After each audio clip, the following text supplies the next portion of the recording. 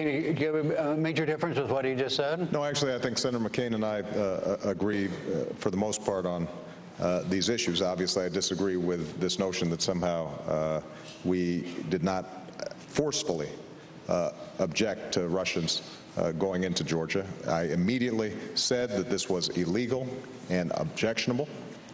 And absolutely, I wanted a cessation of the violence because it put an enormous strain on Georgia. And that's why I was the first to say that we have to rebuild the Georgian economy and called for $1 billion that has now gone in to help them rebuild. Because part of Russia's intentions here was to weaken the economy to the point where President Saakashvili was so weakened that he might be replaced by somebody that Putin favored more. 2 points I think are important to think about when it comes to Russia. Number one is we have to have foresight and anticipate some of these problems. So back in April, I warned the administration that you had Russian peacekeepers in Georgian territory. That made no sense whatsoever. And what we needed to do was replace them with international peacekeepers and a special envoy to resolve the crisis before it boiled over. That wasn't done, but had it been done, it's possible we could have avoided the issue. The second point I want to make is the issue of energy. Russia is in part resurgent, and Putin is feeling powerful because of petrodollars, as Senator McCain mentioned. That means that we, as one of the biggest consumers of oil, 25% of the world's oil, have to have an energy strategy, not just to deal with Russia, but to deal with many of the rogue states we've talked about, Iran, Venezuela. And that means, yes, increasing domestic production and offshore drilling, but we only have 3% of the world's oil supplies. And we use 25% of the world's oil. So we can't simply drill our way out of the problem. What we're going to have to do is to approach it through alternative energy like solar and wind and biodiesel, and yes, nuclear energy, clean coal technology. And I've got a plan for us to make a significant investment over the next 10 years to do that. And I have to say, Senator McCain and I think, agree on the importance of energy, but Senator McCain mentioned earlier the importance of looking at a record. Over 26 years, Senator McCain voted 23 times against alternative energy like solar and wind and biodiesel. And so we've got to walk the walk and not just talk the talk when it comes to energy independence, because this is probably going to be just as vital for our economy and the pain that people are feeling at the pump, and winter's coming and home heating oil, as it is our national security and the issue of climate change that's so important. We've got time for one more lead question segment. We're way out of. You could be a quick response, and no we'll go to the next. Arizona is against solar, and Senator Obama says he's for nuclear, but he's against reprocessing and he's against storing. So it's hard to get there from there. I'm sorry. And offshore drilling is also something that is very important, and it is a bridge. And we know that if we drill offshore and exploit a lot of these reserves, it will help, at least temporarily, relieve our energy requirements, and it will have, I think, an important effect on the price of a barrel of oil. Very quickly, just to correct I want to say that with the Nunn-Lugar thing, I supported Nunn-Lugar back in the early 1990s when a lot of my colleagues didn't. That was the key legislation at the time and put us on the road to eliminating this issue of nuclear waste and the nuclear fuel that has to be taken care of. I just have to correct the record here. I have never said that I object to nuclear waste. What I've said is that we have to store it safely. All right. And Senator McCain, he says, he talks about Arizona. I've got to make this point, Jim. Okay. He objects. I voted for alternate fuel all of my time. One at a time. No one can be opposed to alternate energy. Let's move on. You got one more energy.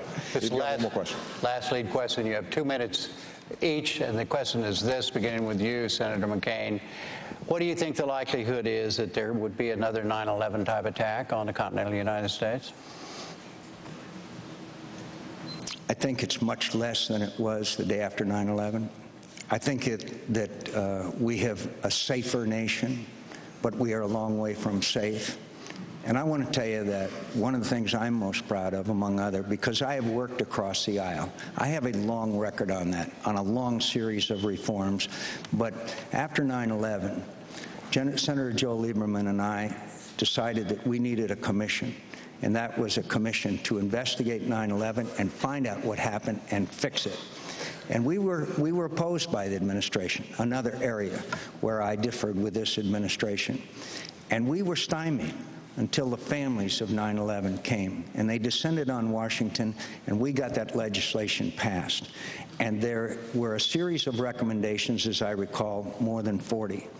And I'm happy to say that we've gotten written into law most of those reforms recommended by that commission. I'm proud of that work. Again, bipartisan, reaching across the aisle, working together, Democrat and Republican alike.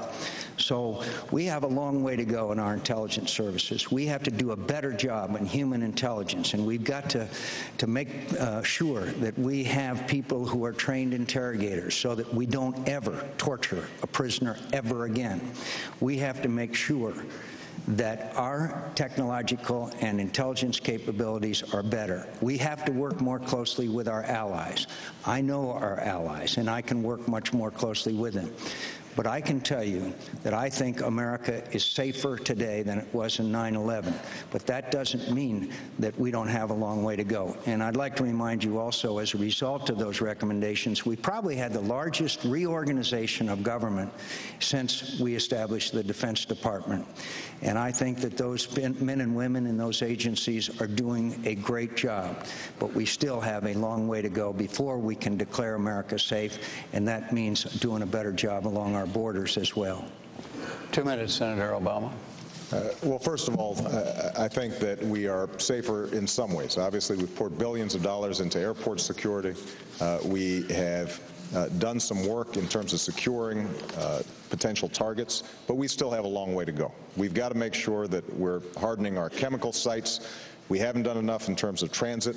We haven't done enough in terms of ports. And the biggest threat that we face right now is not a nuclear missile coming over the skies. It's in a suitcase.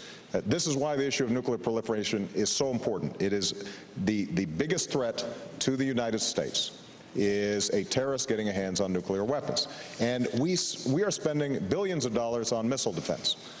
And I actually believe that we need missile defense because of Iran and North Korea and the potential for them to obtain or to launch nuclear weapons. But I also believe that when we are only spending a few $100 million on nuclear proliferation, then we're making a mistake. The other thing that we have to focus on, though, is Al-Qaeda. They are now operating in 60 countries. We can't simply be focused on Iraq. We have to go to the root cause, and that is in Afghanistan and Pakistan. That's going to be critical. We are going to need more cooperation with our allies. And one last point I want to make. It is important for us to understand that the way we are perceived in the world is going to make a difference in terms of our capacity to get cooperation and root out terrorism. And one of the things that I intend to do as president is to restore America's standing in the world. We are less respected now than we were 8 years ago or even 4 years ago. And this is the greatest country on earth. But because of some of the mistakes that have been made, and I give Senator McCain great credit on the torture issue for having identified that as something that undermines our long-term security. Because of those things, we, I think, are going to have a lot of work to do in the next administration to restore that sense that America's that shining beacon on a hill.